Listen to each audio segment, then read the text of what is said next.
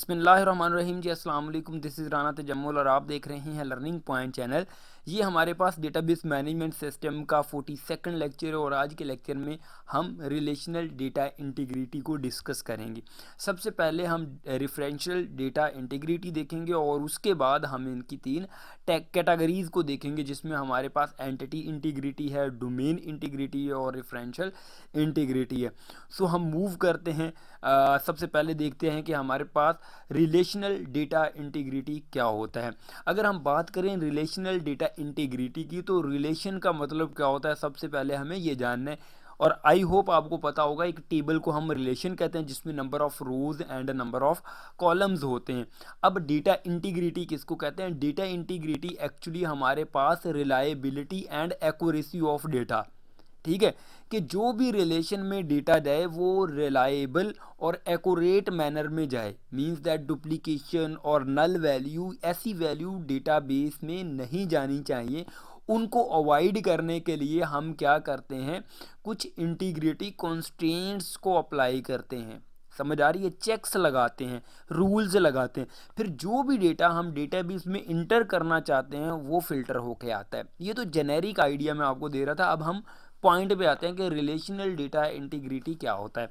Data integrity means the reliability and accuracy of data. इस बात की आपको समझ आ गया कि डेटा इंटीग्रिटी में हम क्या देखेंगे कि हमारे पास डेटा रिलायबल और एक्यूरेट हो। अब हम डेटा को रिलायबल और एक्यूरेट कैसे बना सकते हैं?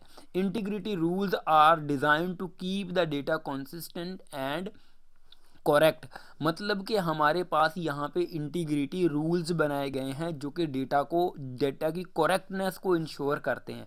अब वो रूल्स क्या होते हैं ये हम वन बाय वन डिस्कस करेंगे। These rules act like a check on the incoming data. कहता है ये जो रूल्स होते हैं ये चेक्स के तौर पे काम करते हैं, जो कि हम डेटा, इनकमिंग डेटा होता है या डेटा हम इंटर करते हैं डेटाबेस में स्टोर होने के लिए। सिंपल से एक एग्जांपल दूं कि जैसे कि आपके पास एक गेट पे पर्सन खड़ा हुआ हो, वो आपको चेक करके किसी भी यूनिवर्सिटी में या कोई भी गैदरिंग प्लेस पे या किसी भी जगह पे वो चेक करके आपको अंदर इंटर होने दे। बेसिकली वहाँ पे चेक सप्लाई किए होते हैं, डिफरेंट डिफरेंट लेवल्स की सिक्योरिटी होते हैं। सिमिलरली डेटाबेस में भी चेक्स लगाए जाते हैं इनकमिंग डेटा पे, कि वो चेक्स को फिल्टर, वो डेटा को फिल्टर करके भेजे। अगर वो रिलायबल डेटा हो तो उसको डेटाबेस में इंटर होने दिया जाए, अदरवाइज उसको इनवैलिड करार दे दिया जाए। It is very important that a database maintains the quality of the data stored in it. Means that कि ये कहते हैं ये बहुत इंपॉर्टेंट होता है कि डेटा की क्वालिटी को इंश्योर करके डेटाबेस में स्टोर करवाया जाए। जाहिर है वो कैसे इंश्योर उसकी क्वालिटी हो सकती है, वहाँ पे कुछ रूल्स और कुछ चेक्स लगा के। Database management system provide several mechanism to enforce the integrity to the data in a column. मतलब कि एक कॉलम में, मतलब कि डेटा की जो हमारे पास करेक्टनेस है या इंटीग्रिटी है उसको इंश्योर करने के लिए हमारे पास डिफरेंट मैकेनिज़्म मौजूद हैं, जिनको अप्लाई करके हम डेटा की इंटीग्रिटी को इंश्योर बना सकते हैं। अब हम enforcing data integrity ensure the quality of data in a database. ये तो बात सिंपल है कि हमारे पास हम अगर डेटा इंटीग्रिटी जो रूल्स हैं उनको इन्फोर्स करेंगे कि ये लाजमी लगाने ही लगाने, तो हमारे पास डेटा की क्वालिटी इंश्योर हो जाएगी। ठीक है, तो यहाँ पे कुछ तीन कैटेगरी की हमारे पास इंटीग्रिटी दी गई हैं। एक हमारे पास एंटिटी इंटीग्रिटी है, एक हमारे पास डोमेन इंटीग्रिटी है और एक हमारे पास रेफरेंशियल इंटीग्रिटी है। आई होप यहाँ तक आपको समझ आ गई होगी कि रिलेशनल डेटा इंटीग्रिटी क्या होती है और डेटा इंटीग्रिटी क्या होते हैं। बेसिकली यहाँ पे हम चेक्स लगाते हैं जो एक रिलेशन के अंदर, ताकि जो भी डेटा टेबल में आए उसके ऊपर ये चेक्स अप्लाई हों। अगर वो पॉसिबल डेटा ठीक डेटा हो तो उसको डेटाबेस में स्टोर होने दिया जाए, अदरवाइज कोई एरर शो करवाया जाए कि इस टाइप का डेटा होगा तो हम इंटर कर सकते हैं। सिंपल सी एग्जांपल कोड करता हूँ, जिस तरह एक स्टूडेंट है वो 0 से 100 तक मार्क्स उसके आ सकते हैं। अगर 101 वैल्यू वो इंटर करता है तो उसे इंटर ही ना होने दिया जाए, क्योंकि मैक्सिमम मार्क्स तो 100 हैं। सो इस तरह डेटा की क्वालिटी को इंश्योर बनाया जा सकता है। छोटी सी एग्जांपल जैसे मूव करते हैं हम entity integrity. Basically, entity integrity rules ensure that the primary key cannot contain the null value. Basically आपको पता है कि एक रिलेशन पे, एक टेबल पे एक प्राइमरी की हमारे पास लगी होती है और प्राइमरी की कभी भी नल नहीं हो सकती, प्राइमरी की में डुप्लीकेट डेटा नहीं हो सकता, क्योंकि हमारे पास ये पहला रूल्स यही इंश्योर करता है कि प्राइमरी की में कोई भी नल वैल्यू नहीं होनी चाहिए। It is also called the row integrity, इसको रो इंटीग्रिटी भी कहते हैं। If the primary key is allowed to have a null value, चलो कहता है फॉर एग्जांपल अगर हम अलाउ कर देते हैं प्राइमरी की को नल वैल्यू उसमें हो तो फिर प्रॉब्लम क्या होगा? प्रॉब्लम ये होगा it is not possible to uniquely identify a tuple in a relation. फिर हम इस रिलेशन जो ये वाला खाली है जिसमें हमने ये नहीं लगाया तो फिर इसको कैसे आप वो फैच करोगे या कैसे? जैसे कि एक क्लास में स्टूडेंट्स हैं काफ़ी ज़्यादा, अगर आपके पास एम्प्लॉयज़ हैं या स्टूडेंट्स हैं तो एम्प्लॉय को अगर हमने बुलाना है तो हम क्या करेंगे, जो एम्प्लॉय नंबर होगा उसी से उसे सर्च करेंगे ना। अगर वो हम स्टोर ही नहीं करेंगे तो हमें कैसे पता चलेगा ये एम्प्लॉय कौन है?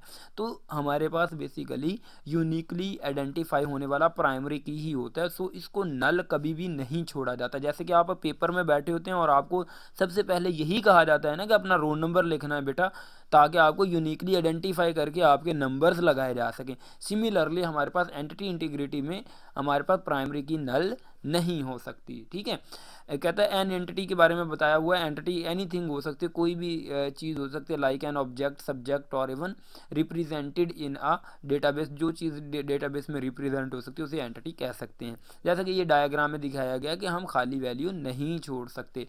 उसके बाद हमारे पास है डोमेन इंटीग्रिटी। अब इसको समझने के लिए थोड़ी सी मैं एग्जांपल दूंगा, इंशाल्लाह आपको समझ आएगी। A set of values that can be stored in a column is called a domain. Basically किसी भी कॉलम में जो भी वैल्यू हम स्टोर करते हैं इसको हम क्या कहते हैं? डोमेन कहते हैं। जैसे कि 1 2 3 ये क्या है? बेसिकली डोमेन है एक कॉलम की। ये क्या है? डोमेन है ये सारी की सारी। ठीक है, अब ये कह रहा है कि जैसे कि ये वाली ये जो सैलरी नंबर है ये भी डोमेन है, ये 25 नंबर ये भी domain.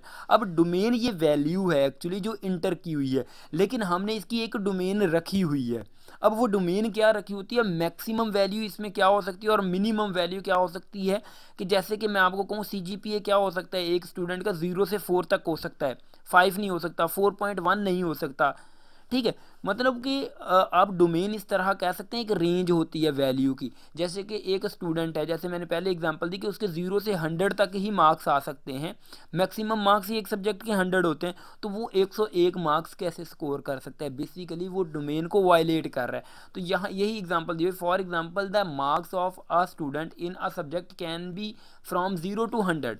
Domain integrity enforce restriction on the value entered in the column means that कि डोमेन इंटीग्रिटी ये इन्फोर्स करती है कि जो वैल्यू आप इंटर करो किसी उस कॉलम में तो वो 0 से 100 तक ही होनी चाहिए, उससे ऊपर नीचे नहीं होनी चाहिए, उसके बिटवीन होनी चाहिए जो भी डोमेन दी हुई है।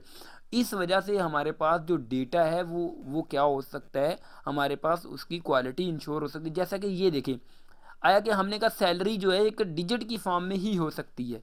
ठीक है, अब यहाँ पे सैलरी लिखी हुई है 9697 ABC। अब ये बेसिकली इंटीग्रिटी को क्या कर रही है? फॉल्स कर रही है। यहाँ पे इंटीग्रिटी इंश्योर नहीं हो रही, सो इसको अलाउ नहीं किया जाएगा कि ये डेटा इंटर हो। अब कभी किसी भी फॉर्म पे जहाँ पे फ़ोन नंबर दिया हुआ हो ना कि आप इंटर करें, वहाँ पे अपना नेम लिख के देखना, वो आपको इंटर ही नहीं होने देगा। क्योंकि वहाँ पे हमारे पास चेक्स लगे हुए हैं। अगर हम बात करें डोमेन की तो हम जैसे कि आपके पास मैक्सिमम मार्क्स होते हैं वो 1100 होते हैं आपके इंटर के। आप कभी 1200 वहाँ पे इंटर करना, वो कहेगा आपने जो वैल्यू लिखी है ये गलत लिखी है, आप मैक्सिमम मार्क्स 1100 तक दे सकते हैं। आई होप आपको समझ आ गई होगी कि डोमेन इंटीग्रिटी क्या है। अच्छा, रेफरेंशियल इंटीग्रिटी क्या क्या कहता है? Referential integrity preserve the defined relationship between the table. Basically referential integrity दो टेबल्स के दरमियान जो रिलेशंस होते हैं उनको मेंटेन रखता है। जैसे कि आपको पता है एक प्राइमरी टेबल होता है और एक रिलेटेड टेबल होता है, जिसमें हम प्राइमरी की के साथ फॉरेन की एक बना के दो टेबल को ज्वाइन करते हैं, लेकिन इनके दरमियान प्रॉपर लिंक होना चाहिए। ठीक है, अगर हमारे पास लिंक नहीं बनेगा तो वो बेसिकली क्या हो जाएगा? ऑर्फन रिकॉर्ड हो जाएगा, मतलब वो यतीम रिकॉर्ड हो जाएगा, उसको कोई पेरेंट नहीं रहेगा।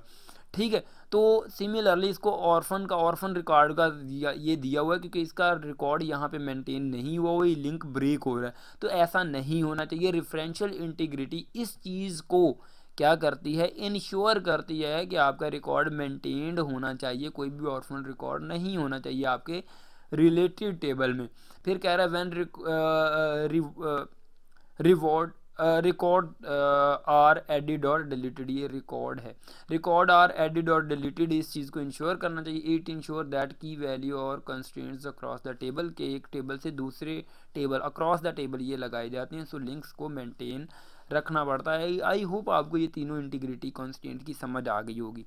अगर आपको इस लेक्चर की समझ आई है तो आपसे रिक्वेस्ट है, पहले तो बल्कि ये हमारी कुछ सर्विसेज हैं, इसके बारे में देख लें कि हम assignment, presentation, thesis writing, FYP, ऐसे और CV, रिज्यूमे वगैरह राइटअप हमारी टीम करती है। अगर आपने करवाना हो तो हमारे ये जो हमारे पास व्हाट्सएप नंबर है इस पर कांटेक्ट और ईमेल पे कांटेक्ट कर सकते हैं हमारे साथ। उसके बाद एक आप लोगों से रिक्वेस्ट है, मेरे इस चैनल को लर्निंग पॉइंट और मिस्टर राना व्लॉग्स, इसको लाजमी सब्सक्राइब करना है। और मैंने ये व्लॉगिंग चैनल स्टार्ट किया, आई होप आप लोग इन व्लॉग्स को इंजॉय करेंगे और इस चैनल को ज़रूर सब्सक्राइब करेंगे।